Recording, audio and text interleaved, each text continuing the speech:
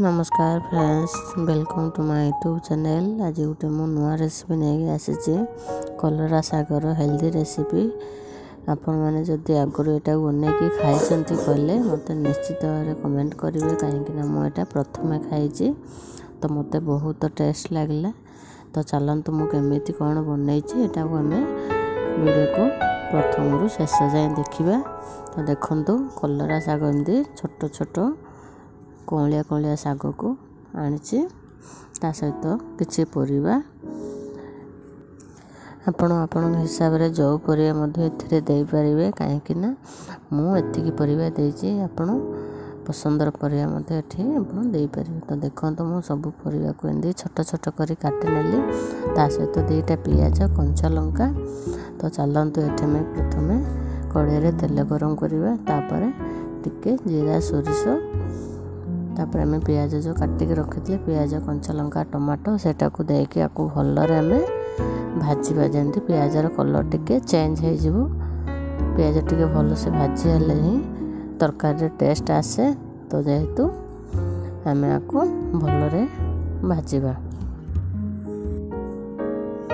तो देखो फ्रेंड्स, ये आमर पियाज टमाटो कंचा लंका सब आमर भलरे भाजी हो गला।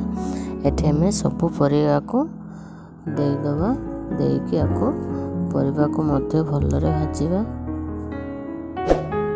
वीडियो भल लगे फ्रेंड्स लाइक शेयर सब्सक्राइब करना भी। मो चैनल को जदि किए नुआ आसछंती कहले वीडियो को बहुत भाव में शेयर करेंगे।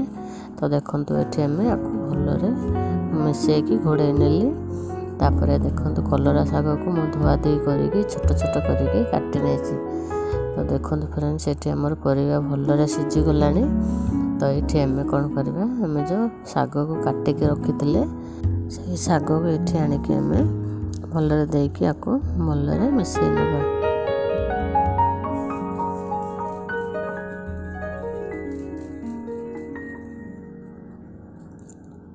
एटा देह पे बहुत भल फ्रेंड्स। आपण मन को जोठी जेतले भी पाउछंती कहले आपण निश्चित भाव में बनातु। आउ खाइबा बहुत टेस्ट लगुच एटा, और देह मध्य बहुत भल। कलरा जमती आम खाऊ सेमती ही यहाँ से साग को एमती करके खाइबे।